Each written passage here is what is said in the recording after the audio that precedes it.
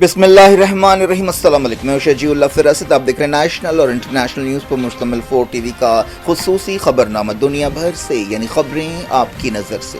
سب سے پہلے head lines.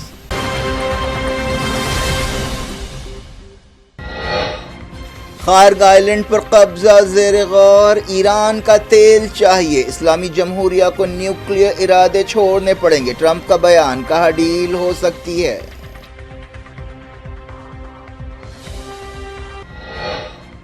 Iran نے امریکہ کے ساتھ بات چیت کو رد کر دیا، کہا غیر واجبی شرطیں قبول نہیں، امریکی سپاہیوں کا انتظار ہے، آگ میں جھونک دیں گے۔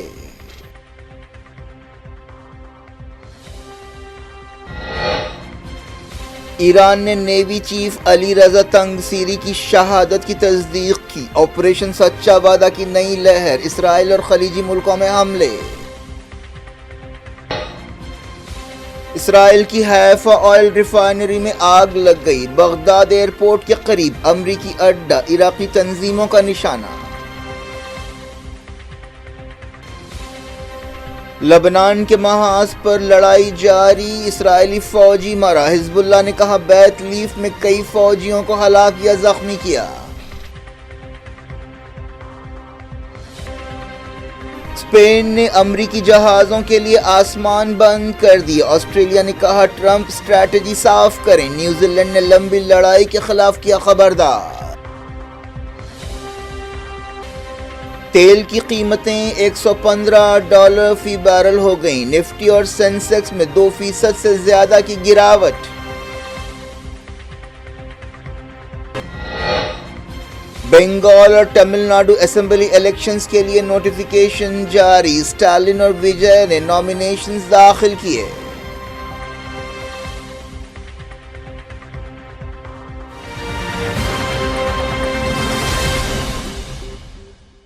ہیڈ لائنز آپ نے دیکھی، اب خبروں کی تفصیل کی طرف آپ کو لیے چلتے ہیں۔ امریکی صدر ڈونلڈ ٹرمپ نے کہا ہے کہ وہ ایران کے خارگ آئلینڈ پر قبضے پر غور کر رہے ہیں، لیکن اب بھی ڈیل ہو سکتی ہے۔ انہوں نے ایران کو وارننگ دی کہ اگر وہ اپنے نیوکلیئر ارادے ترک نہیں کرے گا تو وہ اپنا ملک بھی کھو سکتا ہے۔ ڈونلڈ ٹرمپ نے کہا کہ ایران کے موجودہ لیڈرز بہت ذمہ دار ہیں، لیکن انہیں ایران کا تیل چاہیے۔ اس طرح ٹرمپ نے خارگ جزیرے پر حملے کا صاف اشارہ دے دیا اور یہ واضح کر دیا کہ ان کی نیت دراصل ایران کا تیل حاصل کرنا ہے۔ ٹرمپ نے ایران جنگ کے تعلق سے پاکستان میں ہونے والے 4 فارن منسٹرز کے اجلاس کی بھی تعریف کی۔ ڈونلڈ ٹرمپ نے دعویٰ کیا کہ امریکہ اور ایران ڈائریکٹ یا انڈائریکٹ طریقے سے میٹنگ کر رہے ہیں۔ پاکستان میں سعودی عرب، ایجپٹ، ترکی اور پاکستان کے فارن منسٹرز کی ایک میٹنگ کے بعد انہوں نے کہا کہ یہ بامقصد بات چیت کی میزبانی کی تیاری ہے، جس کا مقصد 1 مہینے سے جاری جنگ کو ختم کرنا ہے۔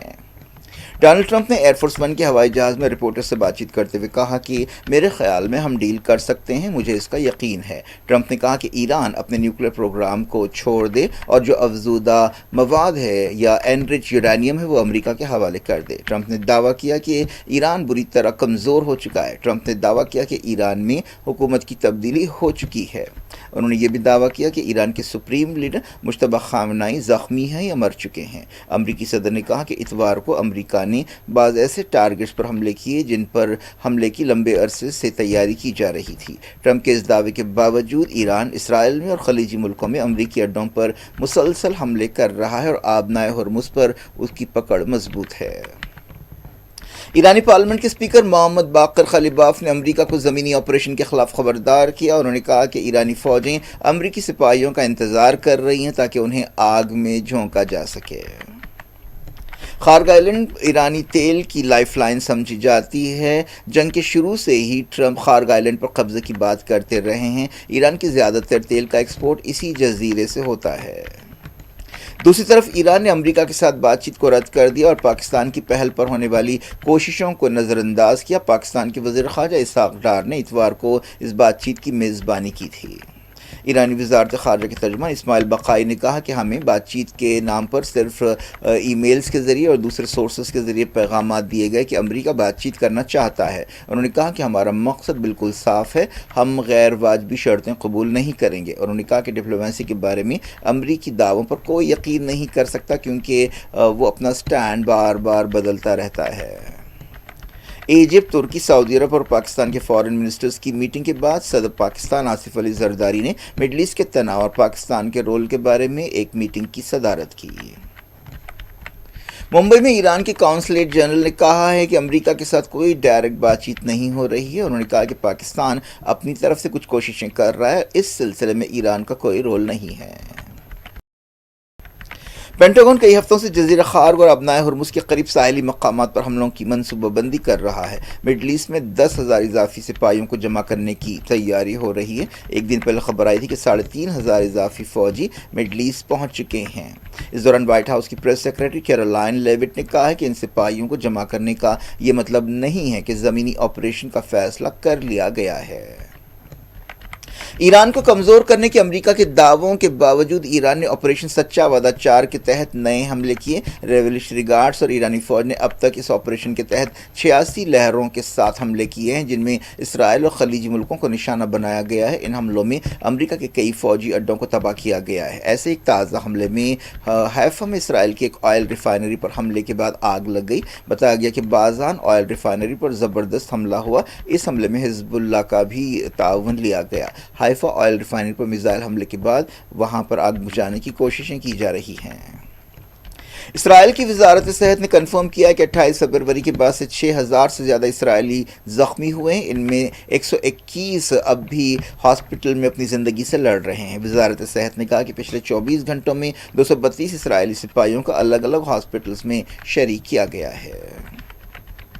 تو ایران نے اپنے navy commander rear admiral Ali Raza تنگسیری کی شہادت کی تصدیق کی ہے۔ اسرائیل نے حال ہی میں انہیں نشانہ بنانے کا دعویٰ کیا تھا۔ IRGC نے ایک بیان میں کہا کہ تنگسیری ایک آپریشن کے دوران زخمی ہو گئے تھے۔ اس آپریشن میں دشمن کے انفراسٹرکچر اور سائٹس کو بھاری نقصان پہنچایا گیا اور اسی آپریشن میں امریکہ کا ایک فائٹر جیٹ بھی مارا گیا۔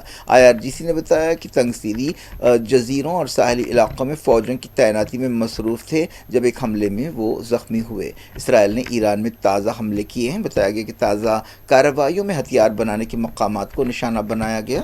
ایران نے الزام لگایا کہ کویت میں ایک واٹر پلانٹ پر اسرائیل نے حملہ کیا تاکہ اس کے لیے ایران کو ذمہ دار ٹھہرایا جا سکے۔ خلیجی ملکوں میں ایران کے حملے جاری ہیں۔ بحرین نے کہا کہ اس نے 24 گھنٹوں میں 8 میزائلز کو روکا ہے۔ سعودی عرب کی وزارت دفاع نے کہا کہ پچھلے کچھ گھنٹوں میں 5 ڈرونز کو مار گرایا گیا۔ کویت نے بھی 5 ڈرونز کو مار گرانے کا دعویٰ کیا۔ ایران نے دھمکی دی ہے کہ امریکہ اور اسرائیل کے عہدیداروں کے گھر بھی اب اس کا جائز ٹارگٹ ہوں گے۔ حال ہی میں امریکی سپاہیوں کو ہوسٹ کرنے والی ہوٹلز کو بھی ایسی وارننگ دی گئی تھی۔ ایجپٹ کے صدر عبدالفتاح السیسی نے امریکی صدر ڈونلڈ ٹرمپ سے کہا کہ وہ ایران جنگ ختم کریں۔ انہوں نے کہا کہ صرف واشنگٹن ہی اس بارے میں فیصلہ کر سکتا ہے۔ السیسی نے ایجپٹ کی انرجی کانفرنس سے خطاب کرتے ہوئے کہا کہ میں صدر ٹرمپ سے کہنا چاہتا ہوں کہ ہمارے علاقے میں آپ کے سوا کوئی بھی جنگ نہیں روک سکتا۔ لبنان کے محاذ پر بھی لڑائی جاری ہے۔ تازہ لڑائی کے دوران لبنان میں ایک اسرائیلی فوجی مارا گیا۔ اسرائیلی میڈیا میں اس فوجی کی پہچان 19 سالہ سارجنٹ کی حیثیت سے کی گئی۔ ساؤتھ لبنان میں اسرائیل کے تازہ حملوں میں 5 لوگ جاں بحق ہوئے۔ لبنان کا ایک سپاہی بھی اسرائیل کے حملے میں ہلاک ہو گیا۔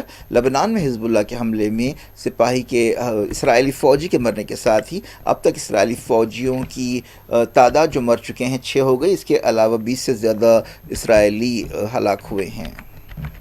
حزب اللہ نے کہا کہ بیت لیف علاقے میں اس کی بمباری میں کئی اسرائیلی سپاہی ہلاک اور زخمی ہوئے۔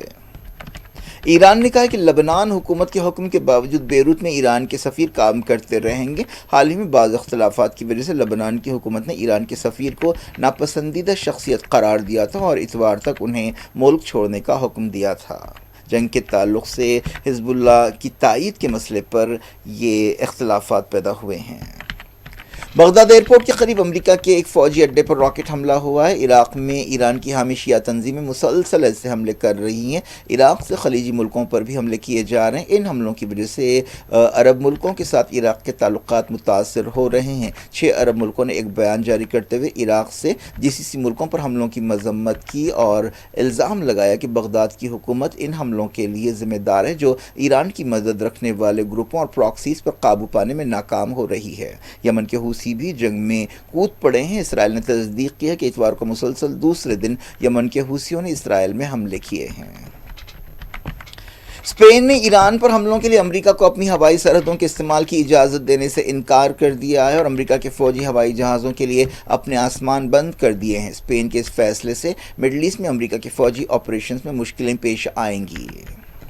امریکہ کے کئی اتحادی صدر ڈونلڈ ٹرمپ کے فیصلوں پر سوال اٹھانے لگے ہیں۔ اب آسٹریلیا کے وزیر اعظم اینتھونی البنیز نے ٹرمپ سے کہا کہ وہ بتائیں کہ آخر ان کے مقصد کیا ہے۔ انہوں نے تناؤ میں کمی پر بھی زور دیا۔ مڈل ایسٹ کی جنگ پر کئی ملکوں نے، جن میں امریکہ کے اتحادی بھی شامل ہیں، ٹرمپ کی پالیسیوں پر تنقید کی ہے، جن میں اٹلی جیسے ملک بھی ہیں۔ نیٹو میں بھی اس بارے میں اختلافات پیدا ہو گئے ہیں۔ ٹرمپ نے کئی بار کہا ہے کہ نیٹو کی طرف سے انہیں جنگ میں مدد نہیں مل رہی ہے اور اس وجہ سے وہ ناراض ہیں، اور نیٹو کے ملکوں کے اس رویے سے نیٹو فوجی اتحاد کا مستقبل خطرے میں پڑ گیا ہے۔ نیوزی لینڈ نے وارننگ دی ہے کہ اگر ایران جنگ اور لمبی ہوتی ہے تو اسے دنیا بھر میں مہنگائی بڑھے گی۔ اس دوران مڈل ایسٹ جنگ کی وجہ سے تیل کی قیمتوں میں اضافے کا سلسلہ جاری ہے۔ عالمی منڈی میں پیر کو تیل کی قیمت $115 فی بیرل سے زیادہ ہو گئی۔ کئی ملکوں میں کھانے پینے کی چیزوں میں قلت بھی ہو رہی ہے اور ان کی قیمتوں میں اضافہ بھی ہو رہا ہے۔ یہی حال فرٹیلائزرز کا ہے۔ پیر کو مڈل ایسٹ کے حالات کا اثر مارکیٹس پر دیکھا گیا۔ سینسیکس اور نفٹی میں 2% سے زیادہ کی گراوٹ آئی۔ جنگ 5ویں ہفتے میں داخل ہو گئی۔ سینسیکس 1635 پوائنٹس لڑک گیا اور 71,947 پر بند ہوا۔ اسی طرح نفٹی 488 پوائنٹس کی گراوٹ کے ساتھ 22,331 پر بند ہوا۔ دنیا بھر کے شیئر مارکیٹس میں بھی جنگ کا اثر پڑ رہا ہے۔ بہار کے چیف منسٹر نتیش کمار نے MLC کی حیثیت سے استعفیٰ دے دیا ہے، جو حال ہی میں راجیہ سبھا کے لیے چنے گئے تھے۔ بہار میں جلد ہی ایک نیا چیف منسٹر آئے گا۔ نتیش کمار 20 سال سے زیادہ عرصے سے بہار کے چیف منسٹر ہیں۔ اس دوران کل رات ایک میٹنگ ہوئی جس میں JDU کے لیڈرز نے نتیش کمار سے خواہش کی کہ وہ ریاست کی سیاست میں ہی رہیں۔ تمل ناڈو اور ویسٹ بنگال اسمبلی الیکشنز کے لیے نامینیشن داخل کرنے کا سلسلہ شروع ہو گیا ہے۔ الیکشن کمیشن نے اس سلسلے میں نوٹیفیکیشن جاری کیا۔ تمل ناڈو میں ایک ہی مرحلے میں 23 اپریل کو ووٹنگ ہوگی، اسی تاریخ کو جس دن تمل ناڈو میں الیکشنز ہے۔ ویسٹ بنگال میں پہلے مرحلے کے تحت 152 حلقوں میں ووٹنگ ہوگی۔ پہلے مرحلے کے لیے نامینیشنز داخل کرنے کا سلسلہ شروع ہو گیا ہے۔ نامینیشن داخل کرنے کی آخری تاریخ 6 اپریل ہے۔ ووٹوں کی گنتی اگلے دن نامینیشنز کی جانچ اگلے دن ہوگی۔ 9 تاریخ تک نام واپس لیے جا سکتے ہیں۔ اس دوران تمل ناڈو کے چیف منسٹر M.K. اسٹالن اور فلم سٹار وجے، جنہوں نے حال ہی میں اپنی پارٹی بنائی ہے، نامینیشن داخل کر دیے ہیں۔ ممتا بنرجی نے اپنی مہم تیز کر دی ہے اور جلسوں سے خطاب کیا ہے۔ ممتا بنرجی نے الزام لگایا کہ BJP ملک کو لوٹنے کے لیے سماج کے الگ الگ طبقوں کے درمیان لڑائی پیدا کر رہی ہے۔ کانگریس لیڈر راہل گاندھی نے کیرالہ میں الیکشنز کی مہم میں حصہ لیا۔ انہوں نے کہا کہ نریندر مودی ایک کمپرومائز پرائم منسٹر ہیں۔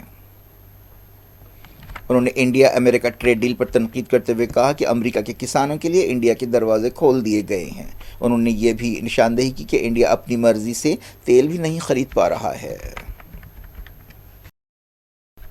انڈیا پہلے مکمل ڈیجیٹل سینسس یا مردم شماری کے لیے تیار ہے۔ اس کا پہلا مرحلہ 1 اپریل سے شروع ہوگا۔ رجسٹرار جنرل اور سینسس کمشنر مرتنجے کمار نارائن نے یہ بات بتائی۔ نئی دہلی میں ایک پریس کانفرنس سے خطاب کرتے ہوئے انہوں نے کہا کہ یہ سینسس دنیا کی سب سے بڑی رائے شماری ہوگی، جس میں 3 ملین سے زیادہ عہدیدار یا کارکن حصہ لیں گے۔ یہ انڈیا کا 16واں سینسس ہے جو ہر 10 سال میں ایک مرتبہ ہوتا ہے، اور اس مردم شماری کو 2021 میں ہونا تھا، لیکن کووڈ-19 کی وجہ سے اس سال سینسس نہیں ہو سکا تھا۔ آزادی کے بعد سے یہ 8ویں مردم شماری سینسس ہے۔ کیا کچھ ہو رہا ہے آپ کی دنیا میں؟ آخر میں ہیڈ لائنز دنیا بھر سے ایک بار پھر دیکھتے ہیں۔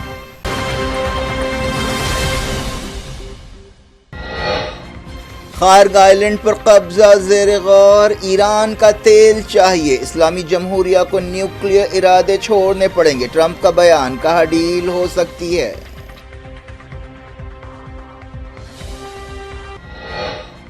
ایران نے امریکہ کے ساتھ بات چیت کو رد کر دیا، کہا غیر واجبی شرطیں قبول نہیں، امریکی سپاہیوں کا انتظار ہے، آگ میں جھونک دیں گے۔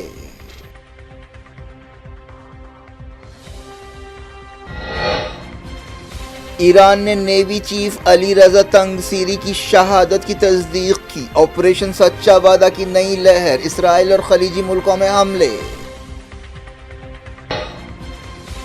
اسرائیل کی حیفا آئل ریفائنری میں آگ لگ گئی، بغداد ایئرپورٹ کے قریب امریکی اڈہ، عراقی تنظیموں کا نشانہ۔ لبنان کے محاذ پر لڑائی جاری، اسرائیلی فوجی مارا، حزب اللہ نے کہا بیت لیف میں کئی فوجیوں کو ہلاک یا زخمی کیا۔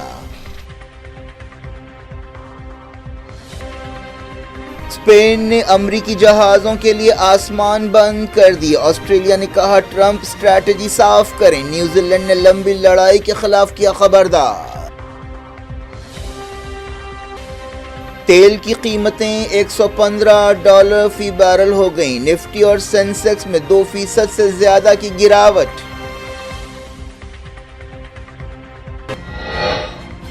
بنگال اور تمل ناڈو اسمبلی الیکشنز کے لیے نوٹیفیکیشن جاری، اسٹالن اور وجے نے نامینیشنز داخل کیے۔